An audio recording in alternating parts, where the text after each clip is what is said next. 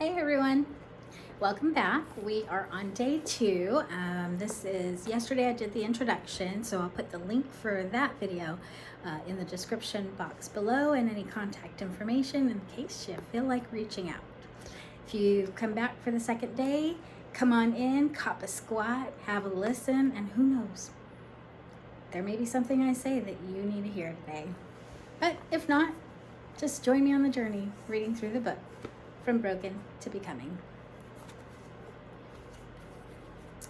We're on the prologue. This book begins 5 years after my brother Jerry died. The story is that he took his own life in the jungles of Guam. I'm still working through this story and all the emotions that go with the unknown. I experience anger, resentment, deep sorrow and sadness, regret, and at times a thirst to avenge him. But God, I put this tragedy in the hands of God because, to be honest, I'm hardly in my right mind to make clear decisions on how to handle those that I feel are responsible for his death in some way. At times, I too hold myself accountable. And this is hard to live with. Jerry's story will be told in these pages, and the impact that both his life and his death had on me and those who love him that are now left behind. This will also be the story of my brother Gilbert. He died 2 years later at the hands of 2 strangers during a planned carjacking, and they took his life in the most brutal way possible. His death, because of the senselessness and his suffering, sent me on a deep and dark journey into the depths of grief like I'd never known before. I still suffer from PTSD, and there are triggers I battle daily, some that hit me with the intensity of a rolling boulder, some that sneak up on me at unexpected moments, and others that I seem to have a bit more control of. Either way, losing each of my brothers broke me and brought me here to a place of healing and out of the darkest darkness anyone could ever know. Had it not been for key people and events that were placed along my journey, I may have stayed in that living hell. Throughout the book, there will be inserts from my journal, along with my conversations with God, the good, the bad, the ugly, in its realness and sometimes complexity. Emotional turmoil is never easy.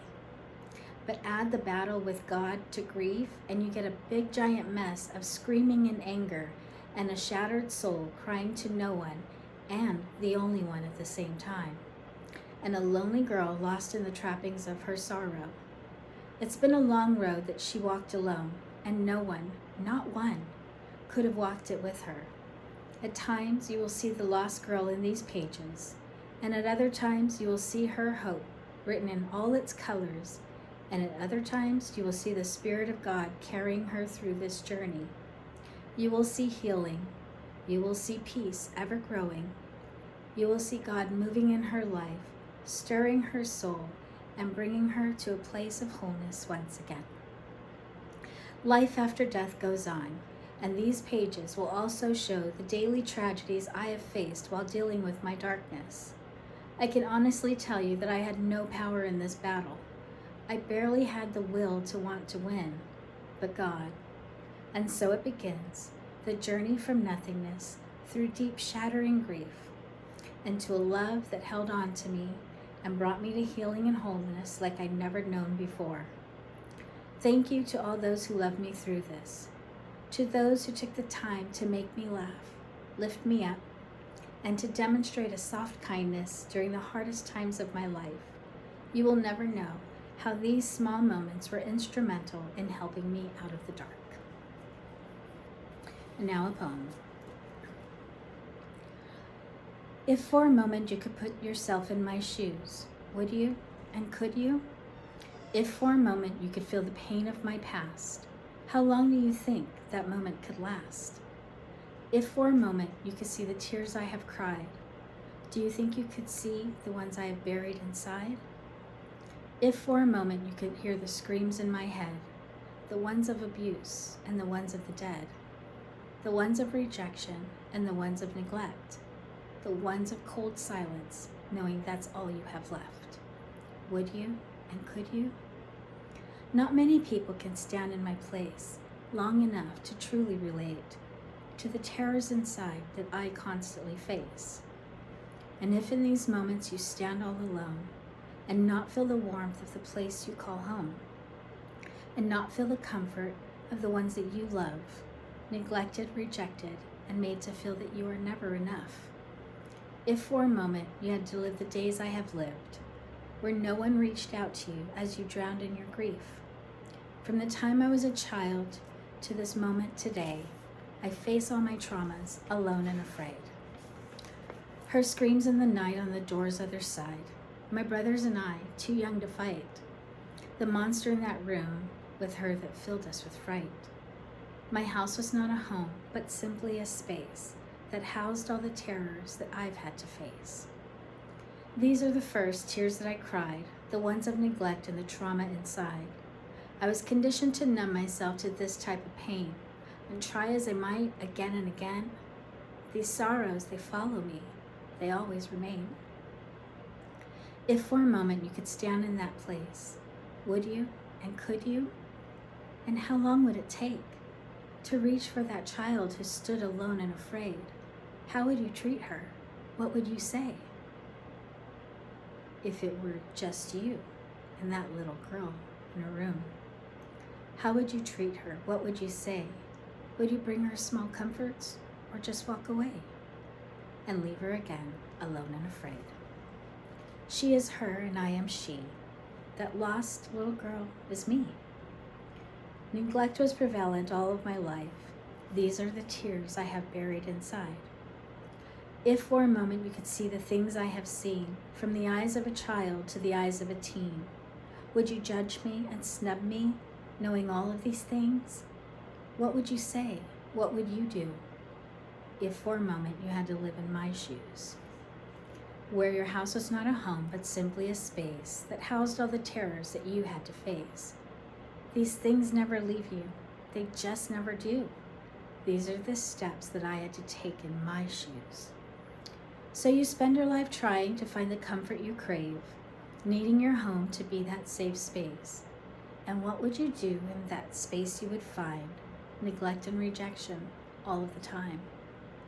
How long would you last in that place you call home? How long would it take before you just had to go? And how many nights do you think you could take crying yourself to sleep, alone and afraid? If for a moment you had to stand in my shoes, which path would you take? Which way would you choose? Would you stay in a home where you stood all alone? Where you pursued the love of those all around, and try as you might, no love did abound? Would you stay in a place where your voice had no sound, neglected, rejected, and put down? Would you stay in a place where your rights were all bound, where everyone else was protected no matter what they would do, where all the snickering and bickering were directed at you? If for a moment you had to stand in my shoes, which path would you take? Which way would you choose? I was a victim of childhood I didn't choose. Why would I volunteer for further abuse? I've seen enough pain and taken enough blame. Why would I choose more of the same? I've cried enough tears all of these years. I've chased after love, but was never enough.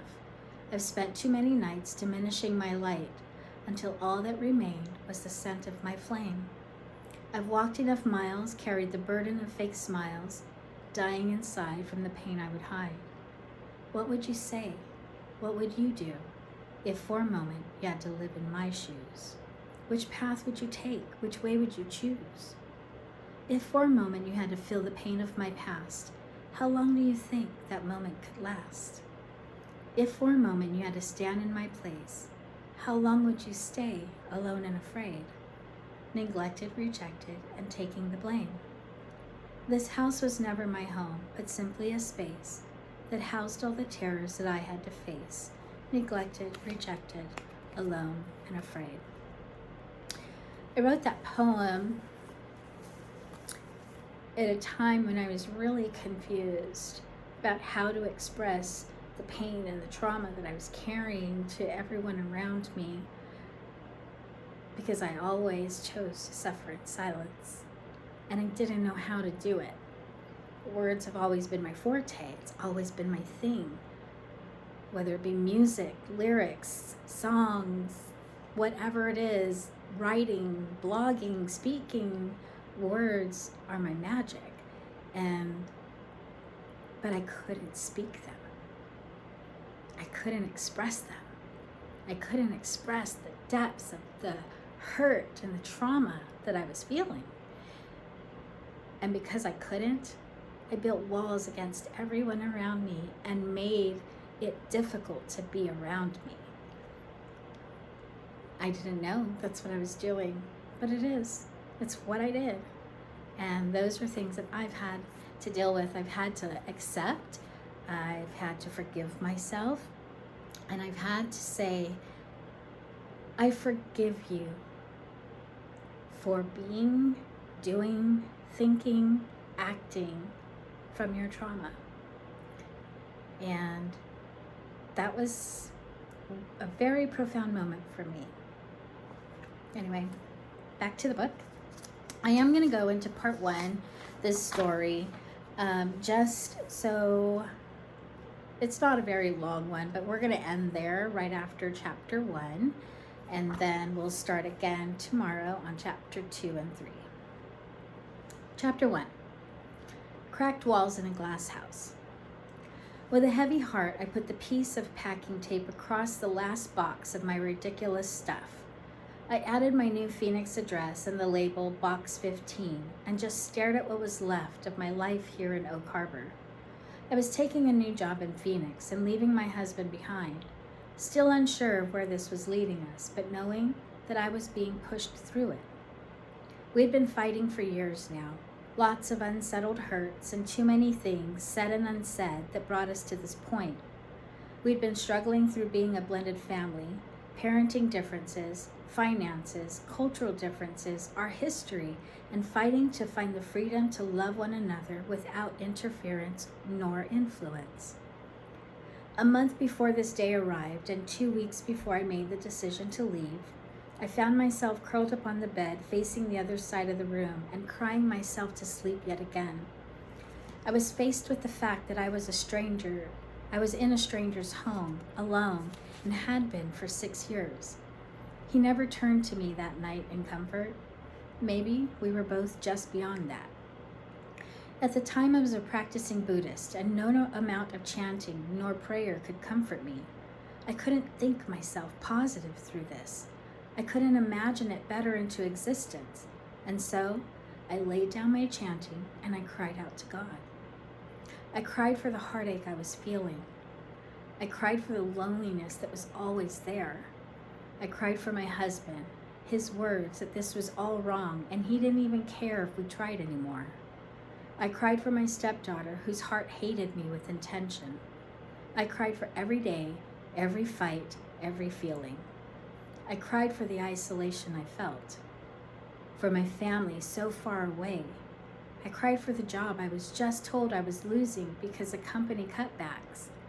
I cried for the changes still uncertain, and for the possibility of having to need my husband to support me and not knowing if he could or would.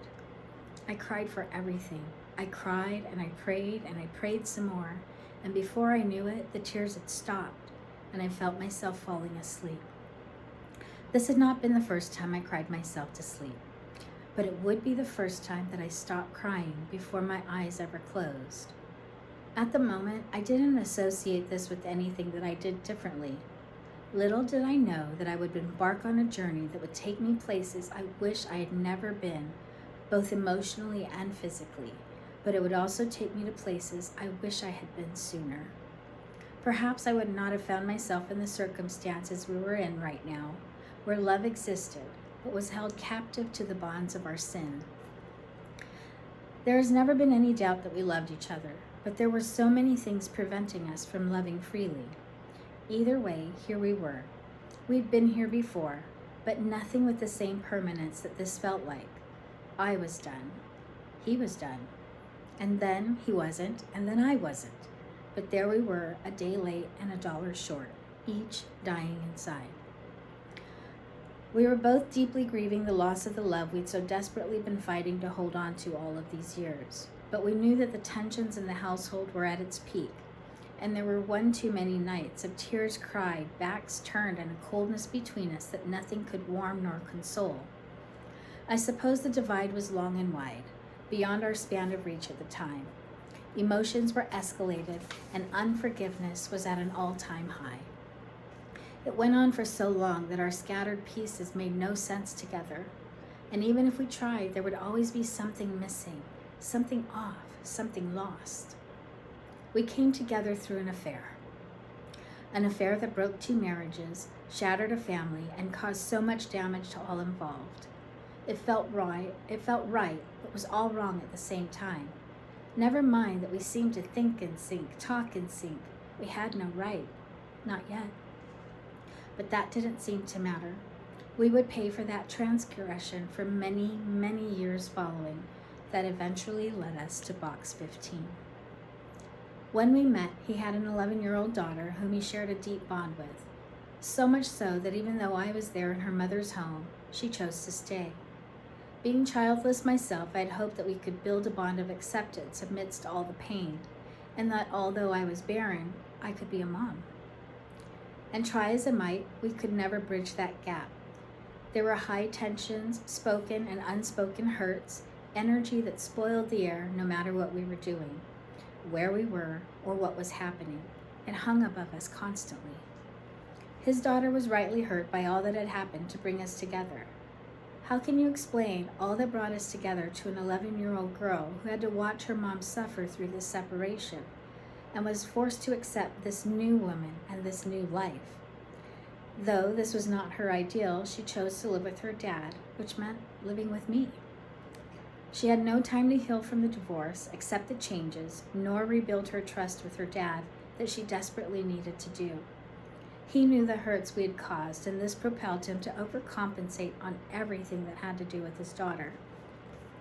Every birthday and every Christmas, we would try and make it grand and better than the year before, hoping that this would slowly change things, but it didn't.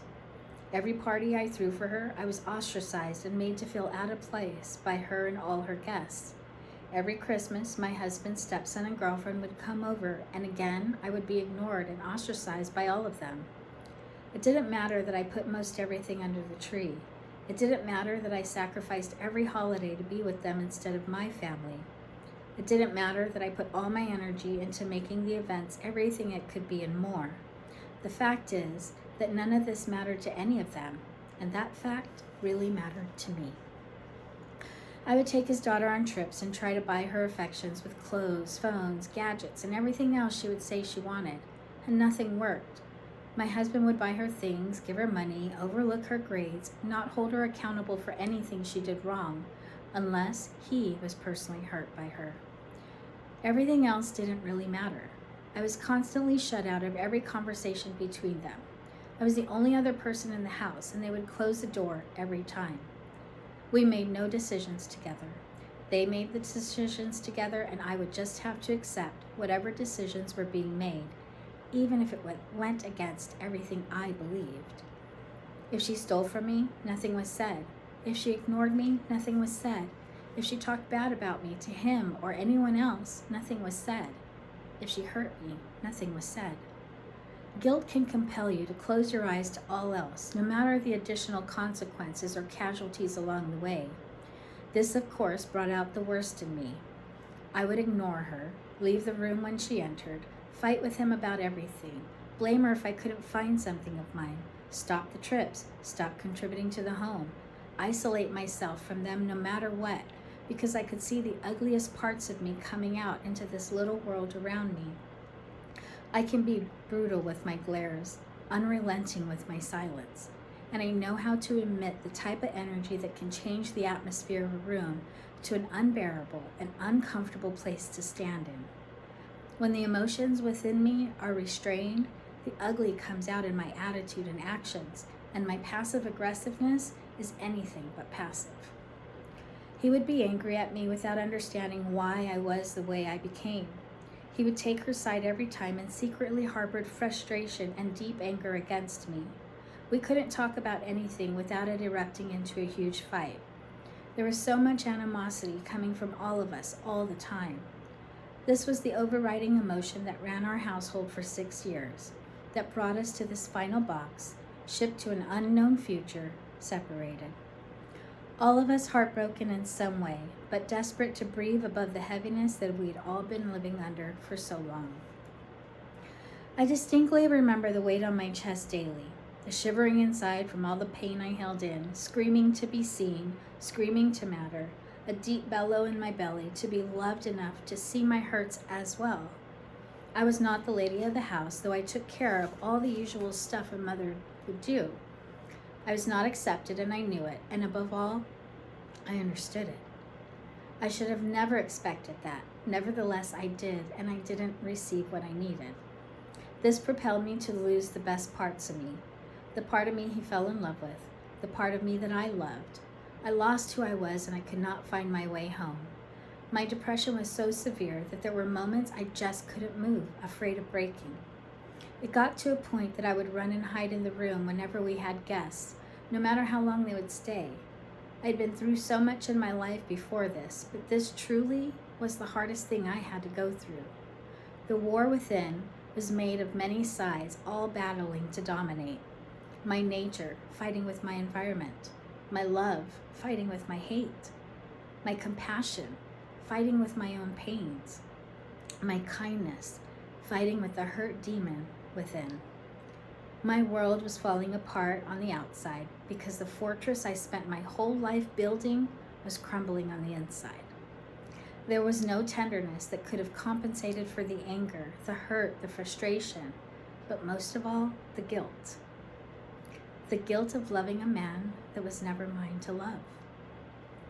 Yet, here we were. There's so much in that. I was leaving in my car the next morning with my sister as my riding partner. And though I was anxious to leave behind all the hurt, I hurt leaving it all behind. This was my first loss. I grieved over it as I packed. I grieved over it as I signed the contract for my new job. I grieved as I signed the lease for my new home. I grieved over it with the grief ever growing as each day passed and brought us closer to the day that I would leave. I grieved over it as I talked with my husband about it, and though it hurt, I felt it would hurt us all more if I stayed. And so, the next morning, I would drive away from all that I had known, and from all that I had loved, and from all that defined me for so long. I want to stop the video here before it goes longer. That is only a portion of the story. I had been married for 15 years, and it was a challenge for us all. It wasn't just a challenge for me, and I'm owning my part in it, because it is not easy to become a blended family, and it's certainly not easy when you come together under those circumstances. So while I may have expressed my pain in this book, I have no right nor knowledge, nor the depth of knowledge to be able to explain their pain. So anyway, I will continue this tomorrow. I'll go into the trip with my sister down to Phoenix, and then it'll get into the stories about my brothers. I just wanted to give you a preface to the first loss that I encountered right before the death of my brother Jerry. I thought that that was essential to put into the book, and hopefully you'll stick with me on the journey.